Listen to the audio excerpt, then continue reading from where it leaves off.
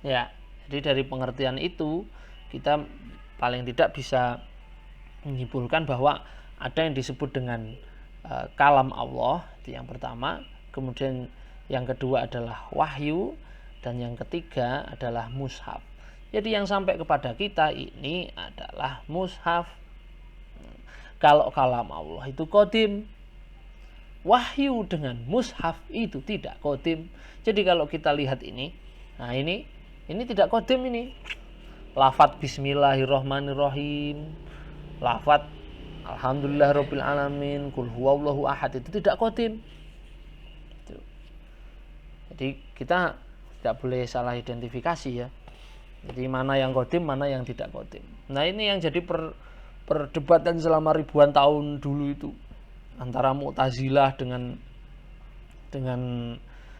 Asy'ariyah dengan faham-faham yang lain itu. Gitu. Oke, itu nanti ada pembahasannya tersendiri di ilmu kalam ya. Kita tidak membahas ilmu kalam itu. Nah, ini kira-kira bagannya. Jadi ini kalam Allah yang ada di Lauhul Mahfud itu, bal huwa Qur'anun Majidun fil Lauhil Mahfud. Jadi tidak berbunyi, tidak beraksara, ada di dalam jangkauan Allah dan qadim. Kemudian kalau wahyu ini diilhamkan kepada nabi dan rasul melalui cara-cara tertentu ya, dan ada dalam hati sanubari para nabi. Nah, kemudian yang sampai kepada kita yaitu yang berupa bunyi, aksara dan dapat dijangkau oleh umat manusia inilah yang disebut dengan mushaf. Mushaf ini berdinamisasi ya, berdialektika dengan keadaan umat zaman yang dihadapi, maka bunyinya pun beda-beda. Maka di dalam mushaf ini ya ada sesuatu yang kadang-kadang kalau kita pikirkan itu tidak terlalu global. Misalnya seperti membicarakan Abu Lahab. Membicarakan Abu Lahab itu kan bukan persoalan yang universal itu. Bukan persoalan global itu. Persoalan yang sempit saja sebetulnya. Dan masih banyak di dalam Al-Quran. Ada di dalam mushaf ini, saya harus agak terbiasa untuk mendefinisikan ini sebagai mushaf dulu. Ada banyak yang disebut di dalam mushaf ini hal-hal yang sifatnya itu sangat sempit. Ada hal-hal yang sifatnya global, ada yang sifatnya teknis, ada yang substantif. Jadi ada macam-macam sekali. Nah, ini harus kita perhatikan. Gitu. Oke, kita lanjutkan. Nah, sekarang kita masuk ke nama-nama Al-Quran. Sebetulnya juga kalau kita harus menamai ya, menamai itu kita harus punya acuan yang paling fundamental terhadap benda ini gitu. Karena kita sudah kadung terpatri dalam pikiran kita bahwa ini adalah Al-Quran gitu. Padahal kita mungkin perlu kita harus lepaskan dulu pengertian ini. Kita menamakan ini sebagai mushaf dulu. Jadi bentuk fisiknya, bunyinya, aksaranya ini kita sebut dulu dengan istilah mushaf. Nah, kandungan yang ada di dalamnya, inti-inti ajarannya, nah itulah yang nanti akan mempengaruhi penamaan-penamaannya. Kita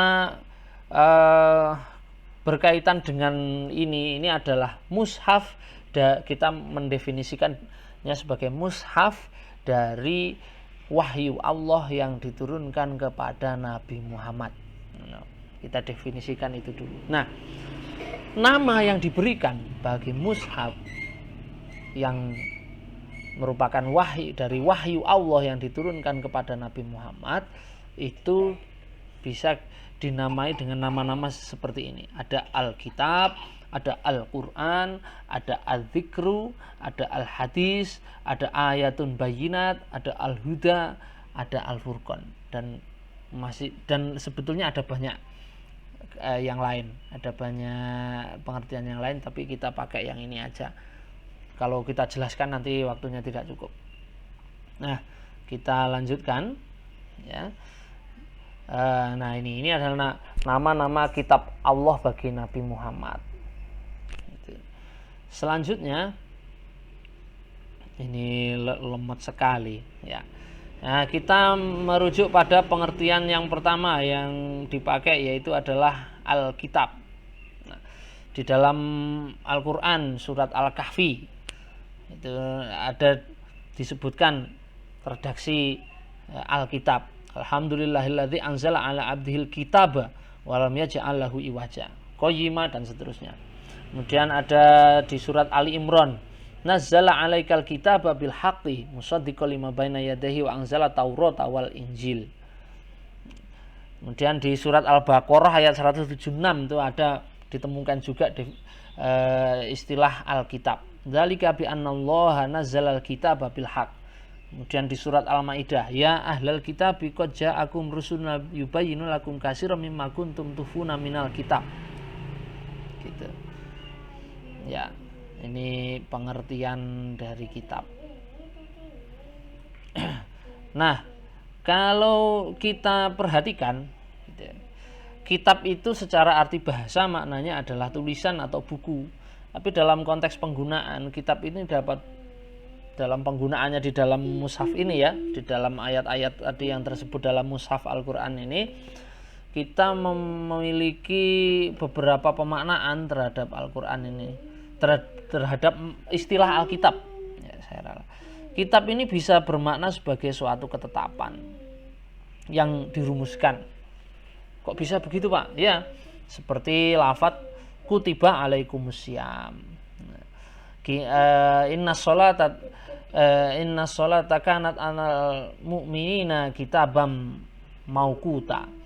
Jadi kitaban itu maknanya ditetapkan atau diwajibkan. Jadi kitab itu bisa dimaknai dengan ketetapan. Ketetapan yang telah dirumuskan dan diberlakukan.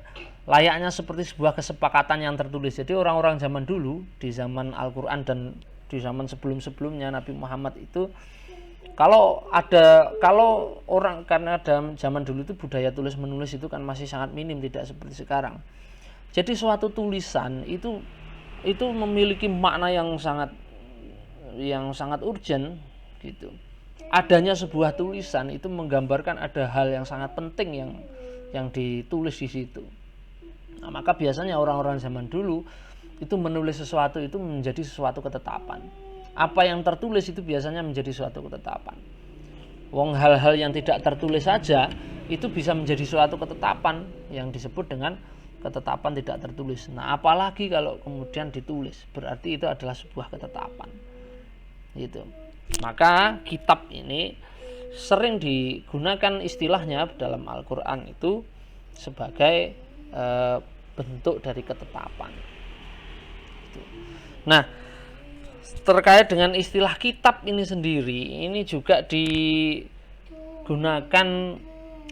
pada wahyunya Allah yang lain yang diturunkan kepada nabi-nabi yang lain. Jadi seperti Nabi Musa, Nabi Isa, itu juga di dalam mushaf Al-Quran ini itu juga dijelaskan tentang bagaimana Allah menurunkan kepada Nabi Musa dan Nabi Isa itu kitab. Nah, sehingga definisi kitab itu adalah peristilahan yang paling primer, yang paling pokok. Jadi sebetulnya ini lebih layak disebut dengan Alkitab. Jadi Kitabu Muhammad, Kitabu Musa, Kitabu Isa. Jadi ini sebetulnya istilah paling fundamental atau istilah paling dasarnya ini adalah Alkitab. Tapi zaman saiki Alkitab dimaknai Injil. Ini Al-Quran, Alkitab. Jadi kita harus meluruskan pengertian kita. Jadi baik kitabnya Nabi Musa, kitabnya Nabi Isa, kitabnya Nabi Muhammad itu seluruhnya dari Allah. Kitabnya Moses, kitabnya Yesus, kitabnya Muhammad. Nah, itu semuanya adalah dari Allah. Nah, tetapi ya kitab-kitab dari Moses dan Yesus itu memang sudah banyak yang kebenarannya itu memang sudah banyak yang disembunyikan. Jadi ada unsur-unsur